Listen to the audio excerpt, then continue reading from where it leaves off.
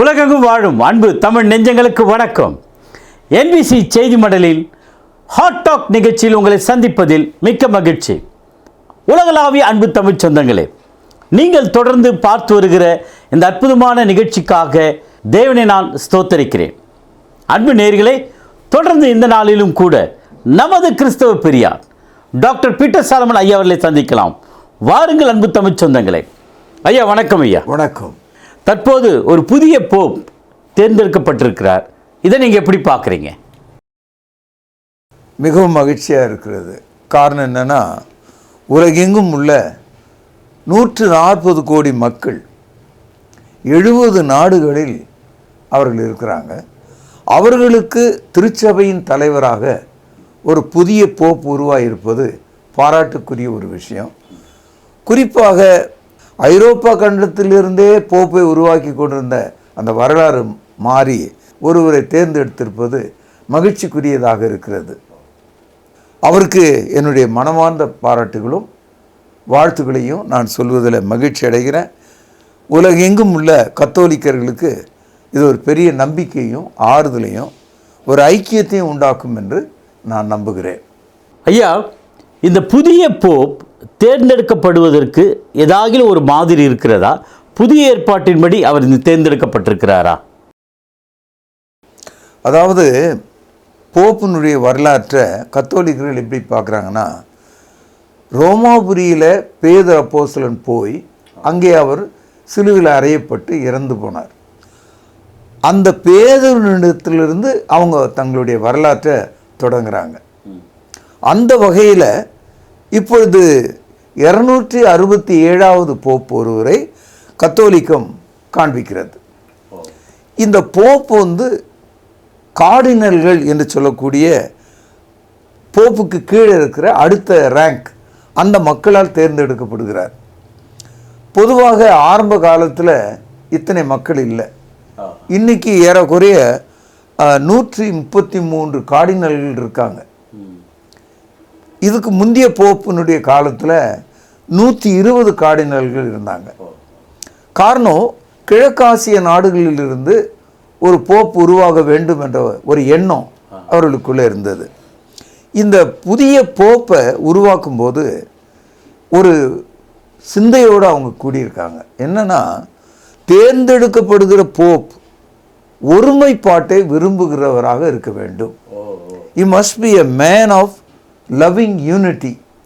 காரணம் என்னன்னா, பலவிதமான நிறங்களில் உள்ள மக்கள், பலவிதமான எண்ணங்களை உடைய மக்கள், பண்பாடுகளை உடைய மக்கள் என்னதான் தங்களை கத்தோலிக்கர்கள் என்று சொல்லி கொண்டாலும் அவர்களுக்குள்ளும் ஒரு மரத்தினுடைய சல்லி வேரை போல இங்கும் அங்கும் இழுபறிகள் இருக்கத்தான் செய்யுது. ஆகவே அந்த போப்பை தேர்ந்தெடுக்கும் போது அவர்கள் மத்தியில் இருந்த ஒரு அறைகூவல், ஒரு சேலஞ்ச் என்னன்னா, the pope must be a lover of unity. ஐக்கியத்தை விரும்புகிற ஒருவராக இருக்கணும். நீங்கள் உங்களுடைய டிஃப்ரென்ஸ் எல்லாம் விட்டுடுங்க. இந்த அளவில் தான் ஒரு புதிய போப்பை அவர்கள் தேர்ந்தெடுத்திருக்கிறார்கள். பைபிளில் இதுக்கு ஒரு சான்று இருக்கிறதான்னு நீங்கள் கேட்டீங்க. அப்போஸ்தலர் நடபடிகள் 1வது அதிகாரம் 21 முதல் ஒரு கருத்தை நான் உங்களுக்கு வாசிக்கிறேன்.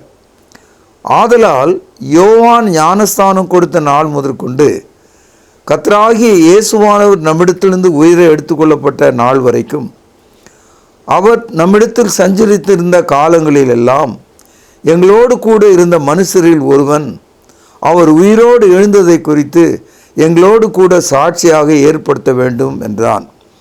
அப்பொழுது அவர்கள் யுஸ்து என்னும் மறுநாமம் உள்ள பர்சபா எனப்பட்ட யோசேப்பும் மத்தியாவும் ஆகிய 2 பேரையும் நிறுத்தி, எல்லாருடைய இருதயங்களை அறிந்திருக்கிற கர்த்தாவே, யூதாஸ் என்பவன் தனக்குரிய இடத்துக்கு போகும்படி இழந்து போன இந்த ஊழியத்திலும் இந்த அப்போஸ்தல பட்டத்திலும் பங்கு பெறுவதற்காக இவ்2 பேரில் தேவன் தெரிந்து கொண்டவனை எங்களுக்கு காண்பித்தருளும் என்று ஜெபம் பண்ணி, பின்பு அவர்களை குறித்து சீட்டு போட்டார்கள். சீட்டு மத்தியாவின் பேருக்கு விழுந்தது. அப்பொழுது அவன் 11 அப்போஸ்தலனுடனே சேர்த்து கொள்ளப்பட்டான். இதுதான் வரலாறு. அதாவது 12 அப்போஸ்தலர்களில் இயேசுவை காட்டி கொடுத்த யூதாஸ் காரியத்து அவனாகவே சென்று அவன் மலையிலிருந்து கீழே விழுந்து தலைக்குப்புற விழுந்து குடல் சரிந்து செத்து போனான். இப்பொழுது இருப்பது 11 அப்போஸ்தலர்கள். அந்த 11 அப்போஸ்தலர்களில் ஒன்றாக சேர்ந்து 12வது நபரை அவர்கள் தேர்ந்தெடுக்க விரும்புகிறாங்க. அப்படி 12வது நபரை தேர்ந்தெடுக்க விரும்பும்போது அதுக்கு சில தகுதிகளை அவர்கள் சொல்கிறாங்க. என்ன சொல்கிறாங்க? இயேசு கிறிஸ்து யோர்தானில் ஞானஸ்தானம் பெற்றது முதல் சிலுவையிலே மரித்து அடக்கம் பண்ணப்பட்டு உயிர்த்தெழுந்தது வரைக்கும் அந்த நிகழ்ச்சிகளை பார்த்த மனிதர்கள் யாராவது இருந்தால் அந்த மனிதனை இந்த 11 ஒருவனை நாம் சேர்த்து கொள்ளலாம். அந்த தகுதியை உடைய மனிதர்கள் 2 பேர் இருந்தாங்க. அந்த 2 பேரில் ஒருவனை அவர்கள் தேர்ந்தெடுத்தாங்க. அப்படி தேர்ந்தெடுக்கும் போது சின்ன பிள்ளைங்கள்லாம் 2 கையை இப்படி காட்டுவாங்க, இதில் ஒன்று தொடுன்னு. அந்த மாதிரி தேர்ந்தெடுக்காம இப்போ புதிய போப்பை தேர்ந்தெடுப்பதற்கு அவர்கள் பேலட் பேப்பர், அதாவது இன்னாரை தெரிந்து கொள்கிறோம் என்ற வாக்குச்சீட்டு மாதிரி ஒன்றை தயார் பண்ணாங்க. இந்த வாக்குச்சீட்டு முறை இங்கே இருந்தால் வருது. அதை 2 பேரை தேர்ந்தெடுப்பதற்கு அவர்கள் ஒரு சிறு சீட்டை எழுதி 2 பேருடைய பேரை எழுதி அதில் ஒருவனை எங்களுக்கு காண்பியும் என்று ஜெபம் பண்ணி ஒரு சீட்டை எடுத்தார்கள். அந்த சீட்டு மத்தியாவின் பேரில் விழுந்திருந்தது. அப்பொழுது கவனிங்க, அந்த மத்தியாவை அப்போஸ்தல பட்டம் வார்த்தையை நீங்கள் கவனிங்க, அப்போஸ்தலருடனே அவனை சேர்த்து கொண்டார்கள். இந்த பேக்ரவுண்டை தான் காலத்தால் கத்தோலிக்கர்கள் தேர்ந்தெடுக்கும் முறையாக இந்த பேலட் பேப்பரை அவங்க இன்னும் யூஸ் பண்ணுறாங்க. ஆனால் இதில் கேள்வி என்னன்னா, இறந்து போன காலஞ்சென்ற பிரான்சிஸோ புதிதாக தேர்ந்தெடுக்கப்படுகிற எந்த ஒரு போப்போ இயேசு கிறிஸ்துவனுடைய ஞானஸ்தானத்தையோ அவருடைய ஊழியத்தையோ அவருடைய மரணத்தையோ அடக்கத்தையோ உயிர்த்தெழுதலையோ நேரில் பார்த்தவங்க கிடையாது. ஆகவே இந்த அப்போஸ்தலர் பட்டம் எந்த மனிதனுக்கும் பொருந்தாது இன்னைக்கு. ஏன்னா அந்த நிகழ்ச்சி நடந்து 2000 ஆண்டுகளுக்கு பிறகு நாம் இருக்கிறோம். அப்போஸ்தலருடைய காலத்தில் அப்போஸ்தலருடைய பட்டத்தை ஒருவனுக்கு கொடுப்பதாக இருந்தால் அவன் நேரடியான சாட்சியாக இருந்திருக்க வேண்டும். இதுதான் வரலாறு. ஆனால் இதை அப்படி புறந்தள்ளி விட்டு கத்தோலிக்க என்ன நினைக்கிறது, அதெல்லாம் தேவையில்லை, நமக்கு ஒரு புதிய போப்பை தேர்ந்தெடுப்போம் என்று அவர்களுடைய கொள்கையின்படி அவரை தேர்ந்தெடுக்கிறாங்க. உதாரணமாக பாருங்கள், போப் பிரான்சிஸ் இறந்து இன்னைக்கு ஏறக்குறைய 16 நாள் ஆச்சு. இன்னும் ஒரு புதிய போப்பை தேர்ந்தெடுக்க முடியல. அவர்கள் இன்னும் முயற்சி எடுத்துக்கொண்டிருக்காங்க. வெள்ளைப்புகை கரும்புகை என்ற அடையாளத்தின் மூலம் அவர்கள் அதை காண்பிக்கிறாங்க. போப் சோசன் அப்படின்னா வெள்ளைப்புகை வரும், நாட் சோசன்னா கருப்பு புகை வரும். இதான் அவர்களுடைய பண்பாடாக இருக்கிறது. ஒரு காலத்தில் இஸ்ரவேலர்கள் மத்தியில் அற்புதமான ஒரு ராஜா இருந்தார். சாலமோனை விட தேவனுக்கு பிரியமானவராக இருந்தார். அவருடைய பேர் உசியா என்பது. அந்த உசியா திடீரென்று இறந்து விட்டார். அக்காலத்தில் ஏசையா என்ற ஒரு தீர்க்கதரிசி இருந்தார். அவர் இந்த ராஜா உட்கார்ந்திருந்த அந்த சிம்மாசனத்தை பார்க்குறார், அது காலியாக இருக்கு. அவர் அழ ஆரம்பிக்கிறார். உசியா ராஜா மரணம் அடைந்த போது, ஐயோ இஸ்ரவேல் மேலே ராஜா இல்லையே, அவருடைய சிங்காசனம் காலியாக இருக்கிறதே என்று கதறுகிறான். ஆனால் கர்த்தர் சொல்கிறாரு, நான் இருக்கிறேன், ஐ எம் ஆல்வேஸ் தேர். பாருங்கள், ஏசாயா தீர்க்கதரிசன புத்தகம் 6வது அதிகாரம் 1 வசனம். உசியா ராஜா மரணமடைந்த வருஷத்தில் ஆண்டவர் உயரமும் உன்னதமான சிங்காசனத்திலே வீற்றிருக்க கண்டேன், அவருடைய வஸ்திர தொங்கலால் தேவாலயம் நிறைந்திருந்தது. அதனால் a king may come, a king may go. ஒரு அரசன் வருவான், ஒரு அரசன் போவான். ஒரு போப்பு வருவார், இன்னொரு போப்பு வருவார். இவர்கள் அனைவரும் மனிதர்கள். ஆனால் தேவன் தமது குமாரனாய் இருக்கிற இயேசு கிறிஸ்துவை என்றென்றும் ஆளக்கூடிய பேரரசனாக, ராஜாதி ராஜாவும் கர்த்தாதி கர்த்தாவும் தாவீதின் சிங்காசனத்தில் உட்கார செய்திருக்கிறார். அதனால்தான் இயேசு கிறிஸ்து இப்படி நாம் படிக்கிறோம். வெளிப்படுத்தல் 1வது அதிகாரம் 18வது வசனம். மரித்தேன், ஆனாலும் இதோ சதா காலங்களிலும் உயிரோடு இருக்கிறேன். ஆமேன். நான் மரணத்துக்கும் பாதாளத்துக்கும் உரிய திறவுகோலை உடையவராயிருக்கிறேன். அதாவது ஒரு போப்பு வருவார், ஒரு போப்பு போவார், நல்லவர், அவர் மரித்து விடுவார். ஆனால் கிறிஸ்தவன் நம்புகிறது என்னன்னா, எப்பொழுதுமே சிங்காசனத்தில் உட்கார்ந்திருக்கிற கர்த்தராகிய இயேசு கிறிஸ்துவையே திருச்சபையின் தலையாக காட்டுகிறது. இந்த வசனத்தில் மிக தெளிவாக சொல்றாரு, மரித்தேன். திருச்சபையின் தலையாகிய இயேசு கிறிஸ்து சிலுவையிலே மரித்தார், ஆனாலும் சதா காலங்களிலும் உயிரோடு இருக்கிறேன். பாதாளத்துக்குரிய திறவுகோல் என்னுடைய கரத்தில் இருக்கிறது. ஆகவே உங்களை கரையேற்றும் ஆற்றலை, ரட்சிப்பை உடையவராக இருக்கிறேன் என்று சொல்கிறார். வெளிப்படுத்தல் 19வது அதிகாரம் 16வது வசனம். ராஜாதி ராஜா, கர்த்தாதி கர்த்தா என்னும் நாமம் அவருடைய வஸ்திரத்தின் மேலும் அவருடைய தொடையின் மேலும் எழுதப்பட்டிருந்தது. நீங்கள் இப்பொழுது இருக்கிற போப்பை பார்ப்பீர்களானால், அவர் உடுத்து இருக்கிற அந்த ரோப் ஒரு வித்தியாசமானதாக இருக்கும். அதாவது போப், கார்டினல், அதுக்கப்புறம் பிஷப், அதுக்கப்புறம் அப்படியே ப்ரீஸ்ட் அப்படின்னு அந்த வரிசையில் பார்த்தீங்கன்னா அந்த ரேங்க்கு தகுந்த மாதிரி அவங்களுடைய ரோபும் மாறி இருக்கும், வித்தியாசமாக இருக்கும். ஆனால் இயேசு கிறிஸ்து அணிந்து இருக்கிற அந்த ரோப் அவர் ஒரு உதாரணமாக பேசப்படுகிறார். ராஜாதி ராஜா, கர்த்தாதி கர்த்தா, எல்லா அதிகாரமுடைய ஒருவராக இருக்கிறார். வானத்திலும் தாழ பூமியிலும் பூமியின் கீழெங்கும் இயேசு கிறிஸ்துனுடைய நாமமே அல்லாமல் நாம் ரட்சிக்கப்படும்படி வேறே நாமும் கட்டளையிடப்படவில்லை. அப்போஸ்தலர் நடபடிகள் 4வது அதிகாரம் 12வது வசனம். அதனால pope may come, pope may go, but Christ always stand there. திருச்சபையின் தலையாக கத்தோலிக்கர்கள் போப்பை நம்புகிறார்கள். ஆனால் வேத வசனம் என்ன சொல்லுதுன்னா, இயேசு கிறிஸ்து தான் திருச்சபையின் தலைவர், அவர் என்றைக்குமே மாற்றப்படக்கூடாது. அதனால தான் கத்தோலிக்கர் அல்லாத மற்ற கிறிஸ்தவர்கள் ஒரு போப்பை அவர்கள் தலையில் வைக்காமல் கிறிஸ்துவை தலையாக கொண்டிருக்கிறார்கள். எபேசியர் 1வது அதிகாரம் 23வது வசனம். எல்லாவற்றையும் எல்லாவற்றாலும் நிரப்புகிறவருடைய நிறைவாகிய சரீரமான சபைக்கு அவரை எல்லாவற்றுக்கும் மேலான தலையாக தந்தருளினார். Christ is the head of the church. So Christ cannot be replaced. Last 2000 years he alone rules the church.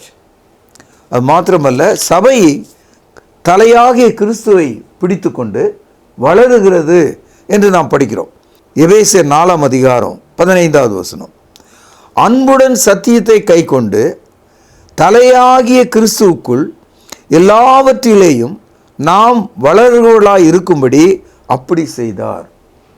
அப்போ போப் ஒருவர் வருவார், அவர் மரிப்பார், இன்னொருவர் தேர்ந்தெடுக்கப்படுவார்.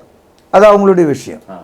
ஆனால் கிறிஸ்துவுக்குள்ளாக இருக்கிற எந்த ஒரு சபையும் தன் தலைவர் ஒருவர் மாற்றப்பட்டார் என்று நினைப்பதில்லை. காரணம் என்னன்னா, கிறிஸ்துவே தலையாக இருக்கிறார்.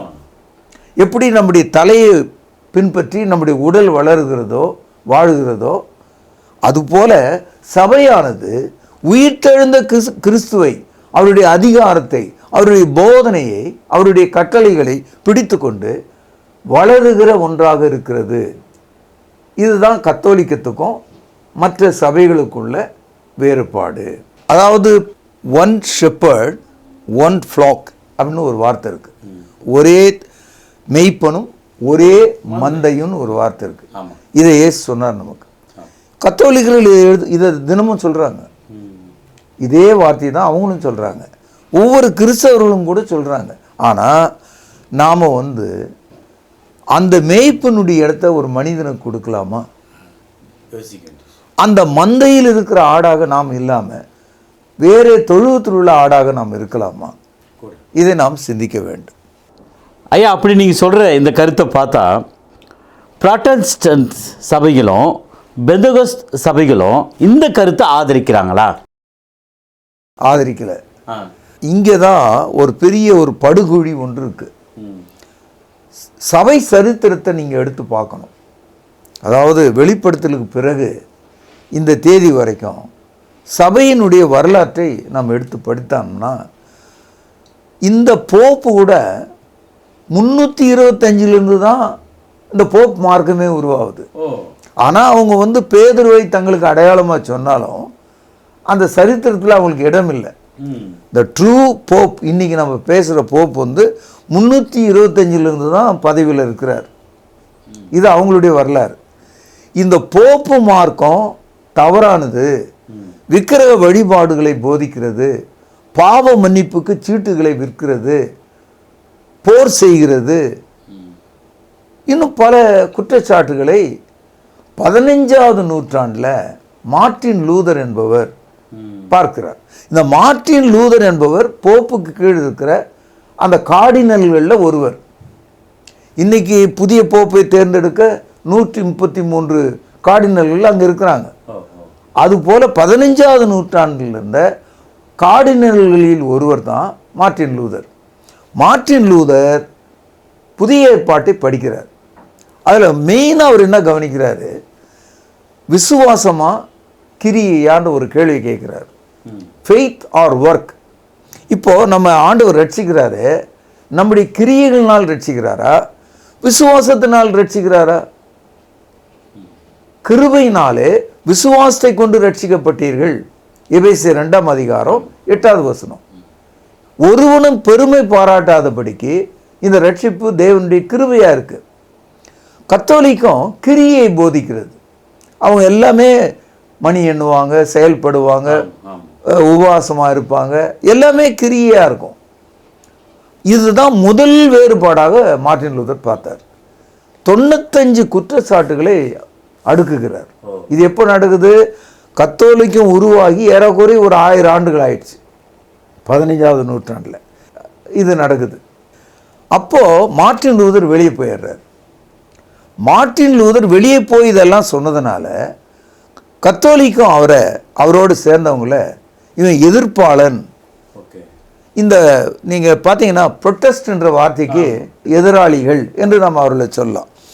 அப்போது இந்த ப்ராட்டஸ்ட் என்ற வார்த்தை, ப்ராட்டஸ்டன்ட் என்ற இந்த வார்த்தை கத்தோலிக்கர்கள் மார்ட்டின் லூதர் பின்னால் போன மக்களை சொன்ன வார்த்தை அது. அதில் பாருங்கள், இன்றைக்கி 15வது நூற்றாண்டுலேருந்து 20வது நூற்றாண்டு முடிஞ்சிடுச்சு. கடந்த 500-600 ஆண்டுகளாக இன்றைக்கும் அவங்களுக்கு பேர் ப்ராட்டஸ்டன்ட். ப்ராட்டஸ்டன்ட்னு சொல்கிற ஆள் யாரை ப்ராட்டஸ்ட் பண்ணுறான் அப்படின்றத தெரிஞ்சுக்காமையே இருக்கான். ஆக இந்த ப்ராட்டஸ்டன்ட் மக்கள், அதுக்கப்புறம் இந்த ப்ராட்டஸ்டன்ட் மக்கள் மத்தியில் கூட நிறைய பிரிவுகள் உருவாச்சு. அதுலேருந்து தான் உங்களுக்கு பேப்டிஸ்ட்டு, மெத்தடிஸ்ட்டு, சர்ச் ஆஃப் இங்கிலாந்து, இது மாதிரி ஏராளமாக உருவாச்சு. 18வது நூற்றாண்டு வரும்போது இந்த மார்ட்டின் லூதரை போல விலகி வந்த மக்கள், அவர்கள் மத்தியில் பரிசுத்த ஆவியை பற்றிய ஆதார போதனை இல்லை. அப்போது 18வது நூற்றாண்டில் என்ன நடக்குதுன்னா, 1860 வாக்கில் கனடாவில் உள்ள மாண்ட்ரியல்லையும் இலங்கையிலும் பரிசுத்த ஆவியை முதன்மைப்படுத்துகிற ஒரு கூட்டம் ஒன்று துவங்குது. அவங்க தான் தங்களை பெண்டிகோஸ்டல்ஸ்ன்னு சொன்னாங்க, பெந்தகோஸ்தே சபைகள். ஆக கத்தோலிக்கம் 325, ப்ராட்டஸ்டன்ட் சபைகள் 15வது நூற்றாண்டு, பெந்தகோஸ்தே சபைகள் 18வது நூற்றாண்டு. இவர்கள் எல்லாருமே கத்தோலிக்கத்தை ரிஃபார்ம் பண்ண வந்தவங்க. அதை நம்ம இப்படி தமிழில் சொல்கிறதா இருந்தால் மறுமலர்ச்சி செய்ய வந்தவர்கள். அதாவது கேத்தலிக்கினுடைய தவறை திருத்த வேண்டும் என்று வெளியே வந்தவங்க. இப்படி ஒருத்தர் திருத்திக்கிட்டே வரணும்னு வெளியே வந்தவங்க மோசமான நிலையில் கடைசியில் போய் முடிஞ்சாங்க. கத்தோலிக்கர்களாவது செய்த தவறையும் பிழையும் வைத்துக்கொண்டு அப்படி நின்னாங்க. 140 கோடி மக்கள் ஒரே விதமான நம்பிக்கையுடையவர்களாக இருக்காங்க. ஆனால் பிரிந்து வந்தவர்கள் 3000 சபைகளாக, கொள்கைகளாக மாறிட்டாங்க. இதில் பெண்டிகாஸ்டல் அமைப்புகளில் தான் 2000க்கு மேற்பட்ட பிரிவுகள் இருக்கிறது. அதையெல்லாம் சொன்ன காலம் போதாது. இவ்வளவு பின்னிலைக்கு தள்ளப்பட்டிருக்காங்க. அதாவது போப்பு கூடாதுன்னு சொன்னவங்க போப்பை விட மேலான ஒரு அதிகாரியை புராட்டஸ்டன்ட் அமைப்பு ஏற்படுத்தி கொண்டது. இதெல்லாம் தப்புன்னு சொல்ற பெந்தேகோஸ்து அமைப்பு ஒவ்வொரு சின்ன சபையிலும் ஒரு தலைவனை தங்களுக்கு தலைவராக கொண்டாங்க. அவர் தான் சபையினுடைய பிரசிடென்ட் அப்படின்னு சொல்ல ஆரம்பிச்சிட்டாங்க. இதெல்லாம் புதிய ஏற்பாட்டில் இல்லை. புதிய ஏற்பாடு எப்போதும் கிறிஸ்துவை தலையாக கொண்டிருக்கிறது. மூப்பர்கள் உதவிக்காரர்கள் என்ற அமைப்பின் கீழே சபையானது எப்பொழுதும் நடத்தப்படுகிறது. அதனால தான் புதிய ஏற்பாட்டின்படி நடக்கிறவர்கள் இந்த தலைமைத்துவம், சீஃப் பாஸ்டர், அந்த மாதிரியான ரேங்க், ஆர்ச் பிஷப், அந்த மாதிரியான ரேங்கை புதிய ஏற்பாட்டில் நம்ம எங்கேயுமே படிக்கலை. நாம் படிக்கிறதெல்லாம் எபேசியர் 4வது அதிகாரம் 12வது வசனம், பரிசுத்தவான்கள் சீர் பொருந்தும் பொருட்டு சுவிசேஷ ஊழியத்தின் வேலைக்காகவும் கிறிஸ்துவின் சரீரமான சபையானது பக்தி விருத்தியை அடைவதற்காகவும். இங்கே 2 வார்த்தை இருக்கு, சீர் பொருந்துதல், பக்தி விருத்தி அடைதல். இந்த 2 வேலைக்காகவும் அவர் சிலரை அப்போஸ்தலராகவும் சிலரை தீர்க்கதரிசிகளாகவும் சிலரை சுவிசேஷகராகவும் சிலரை மெய்ப்பராகவும் போதகராகவும் ஏற்படுத்தினார். இந்த 5 வகையான ஊழியங்கள் தான் இன்றைக்கு சபையின் ஊழியங்களாக பேசப்படுது. இதில் அப்போஸ்தலருடைய ஊழியங்களை பைபிள் செய்கிறது, புதிய ஏற்பாடு நமக்கு செய்கிறது. தீர்க்கதரிசிகளின் ஊழியத்தை திருவசனங்கள் நமக்கு செய்கிறது. சபையிலே இப்பொழுது மனிதர்களாக செய்வது மெய்ப்பர்கள், போதகர்கள், சுவிசேஷகர்கள், இப்படி தான் பைபிளில் இருக்கிற டைட்டில்ஸ், அதிகாரங்களாக இருக்கிறது. ஆனால் காலத்தால் சபை சீர்கெட்டு போய் மிகவும் பின்தங்கிய நிலைக்கு போய்விட்டது.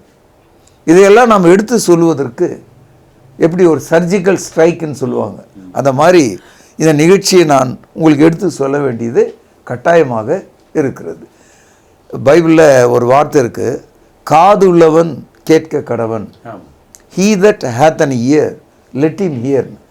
இன்னைக்கு நம்ம வெளிப்படுத்துகிற இந்த சத்தியங்கள் ஒரு கால் உங்கள் காதுகளுக்கு கொடுமையாக இருக்கலாம். ஆனால் நீதியின் காதுகள், பரிசுத்தாவின் காதுகள் உடைய ஒரு மனிதன் இதை கவனிக்க வேண்டும். ஐயா, உலகளாவிய சபையினுடைய அடையாளத்தை இப்போ எப்படி ஐயா காட்டுறது? அந்த கேள்விக்கு திருச்சபைகள் முடிவுக்கு வர விரும்பலை, அதை தெரிந்து கொள்ளவும் விரும்பலை, அதை தேடி கண்டுபிடிக்கவும் மனம் இல்லாமல் இருக்காங்க. ஆரம்ப காலத்திலே இப்படிப்பட்ட கேள்விகளுக்கான பதில் கொடுக்கப்பட்டிருக்கு. உதாரணமாக 1 கொரிந்தியர் 1ஆம் அதிகாரம் 9வது வசனம், தம்முடைய குமாரனும் நம்முடைய கர்த்தருமாக இருக்கிற இயேசு கிறிஸ்துவுடனே அடிகொள்ளுங்கள், ஐக்கியமாக இருக்கிறதுக்கு உங்களை அழைத்த தேவன் உண்மையுள்ளவர். நீங்கள் என்ன கேட்டீங்க? வேர்ல்டு கிறிஸ்டியன் யூனிட்டி, உலக கிறிஸ்தவர்கள் ஐக்கியமாக இருக்க முடியுமா? ஐக்கியமாக இருப்பதற்கு தான் தேவன் நம்ம அழைத்திருக்கிறார். 1. 2வது 10வது வசனம் பாருங்கள், சகோதரரே நீங்கள் எல்லாரும் ஒரே காரியத்தை பேசவும் பிரிவினைகள் இல்லாமல் ஏக யோசனையும் உள்ளவர்களாய் சீர்பொருந்தி இருக்கவும் வேண்டுமென்று நம்முடைய கர்த்தராகிய இயேசு கிறிஸ்து நாமத்தினாலே உங்களுக்கு புத்தி சொல்லுகிறேன்.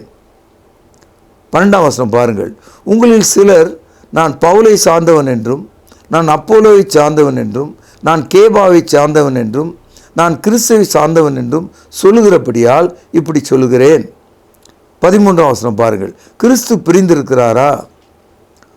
பவுலா உங்களுக்காக சிலுவையில் அறையப்பட்டான், பவுலின் நாமத்தினாலேயா ஞானஸ்தானம் பெற்றீர்கள். இந்த வசன பகுதியை நீங்கள் படிக்கும்போது ஒரு கருத்தை நீங்கள் புரிஞ்சுக்கலாம். உலகத்தில் உள்ள அனைத்து கிறிஸ்தவர்களும் ஐக்கியமாக இருக்க வேண்டும் என்பது தேவனுடைய சித்தம். அப்போது அந்த ஐக்கியத்தை எப்படி நாம் பெறலான்னா, நம்ம எல்லாரும் ஒரே காரியத்தை பேசணும். we must have a same teaching among all the churches. 1. 2வது, நமக்குள்ள டிவிஷன் இருக்கக்கூடாது, பிரிவினைகள் இல்லாமல் இருக்கக்கூடாது, ஏக யோசனையும் ஏக மனதும் உடையவர்களாக சீர்பொருந்தியவர்களாக இருக்கணும். இப்படி இருந்தால் உலகம் முழுதும் உள்ள 140 கோடி மக்கள் இல்லை, இன்னும் 140 கோடி மக்களும் அதற்குள்ளே வரலாம். ஆனால் இந்த ஐக்கியத்தை கிறிஸ்தவர்கள் விரும்பலை. கத்தோலிக்கர்களாவது நல்லதும் கெட்டதும் பார்த்தால் கூட அவர்கள் ஒரு கொள்கையின் கீழே நிற்கிறாங்க. ஆனால் புராட்டஸ்டன்டிலிருந்து பிரிந்து வந்த மக்கள், பெந்தெகோஸ்து சபை மக்கள் உலகம் முழுதும் தீவிரமாக இருந்தாலும் அவர்களுக்குள்ள ஐக்கியம் இல்லை, யோசனை இல்லை, பிரிவினைகள் ஏராளமாக போச்சு. எப்படி ஐக்கியமாக இருக்க முடியும்? இதுக்காக தான் ஒரு சொல்யூஷனை நான் சொல்கிறேன். என்ன சொல்கிறேன்? இயேசு கிறிஸ்து போதித்தவைகளை நீங்கள் போதியுங்கள், அப்போஸ்தலர்கள் எழுதினவைகளை எடுத்து வாசியுங்கள், ஆதி கிறிஸ்தவர்கள் எதை பின்பற்றினார்களோ அதை பின்பற்றுங்கள். இந்த மூன்று நீங்கள் செய்துட்டா நீங்கள் ஐக்கியமாக இருப்பீங்க, பிரிவினைகள் இல்லாமல் இருப்பீங்க, ஏக மனதும் ஏக யோசனை உள்ளவர்களாக இருப்பீங்க, ஒரே சரீரமாக இருப்பீங்க. What Christ dot, what the apostles wrote, what the early Christian followed, இந்த மூணையும் நீங்கள் எஸ் ஆம் என்ற பதில் வரும்படி நீங்கள் நடந்துக்கிட்டீங்கன்னா நீங்கள் ஐக்கியமாக இருக்க முடியும். அப்போ கிறிஸ்து போதிக்காதவைகளையோ அப்போஸ்தலர்கள் எழுதாதவைகளையோ ஆதி கிறிஸ்தவர்கள் பின்பற்றாதவைகளையோ நீங்கள் இன்னைக்கு செஞ்சுட்டு இருந்தீங்கன்னா எப்படி இந்த ஐக்கியம் உங்களுக்கு கிடைக்கும்? கிறிஸ்து நம்மை ஐக்கியமாக இருக்கும்படி தான் அழைச்சிருக்காரு. we are called to fellowship with him, to have unity. அதனால் இந்த நிகழ்ச்சியின் வழியாக இதை எடுத்து காண்பிக்கிறதுல நான் மிகவும் பாரமாகவும் சிந்தை உள்ளவனாகவும் தாழ்மையாகவும் உங்களை கேட்பதெல்லாம் உங்கள் பைபிளுக்கு நீங்கள் திரும்புங்கள். Back to the New Testament படித்து பாருங்கள், பரிசுத்த ஆவியை விளங்கிக் கொள்ளுங்கள். அதை தான் நான் சொல்லுவேன். ஐயா, இன்றைய என்பிசி செய்தி மடல் ஹாட் டாக் நிகழ்ச்சியில் உலகளாவிய ஒரே சபை எப்படி இருக்கணுன்ட்டு ஆழ்ந்த ஒரு சத்தியத்தை உலகளாவிய தமிழ் சொந்தங்களுக்கு எடுத்து சொன்னீங்க. ரொம்ப நன்றிங்க ஐயா. வணக்கம். அன்பு நேயர்களே, ஆண்டவராகிய இயேசு கிறிஸ்துவுடைய போதனையை பின்பற்றுவதும் அப்போஸ்தலர்கள் எழுதி வைத்த நிருபங்களை அதன்படி பின்பற்றுவதும் ஆதி கிறிஸ்தவர்கள் நடந்த வழியின்படியே நாம் நடப்பதுமே ஒரே ஐக்கியம், ஒரே சபை, உலகளாவிய சபை என்பதை ஒரு அற்புதமான செய்தியை நீங்கள் கேட்டீர்கள். அன்பு வேத மாணவர்களே, அன்பு போதகமார்களே, இந்த சத்தியத்தை அநேகருக்கு பறைசாற்றுங்கள், எடுத்துச் சொல்லுங்கள். மீண்டும் ஒரு என்பிசி செய்தி மடலில் உங்களை சந்திக்கும் வரை உங்களிடமிருந்து விடைபெறுவது உங்கள் அன்பு அறிவிப்பாளன் சார்லஸ் எஸ் குணசேகரன். நன்றி, வணக்கம். அன்பானவர்களே, புதிய ஏற்பாட்டு தொழுகைக்கு திரும்புங்கள். இடம் YMCA வளாகம், ஹைகோர்ட் எதிரில், பிரதி ஞாயிறு காலை 11 மணி அளவில் அன்புடன் அழைக்கிறோம். Come and worship with us every Sunday at 11 AM, YMCA Hall, opposite High Court, Parish Corner.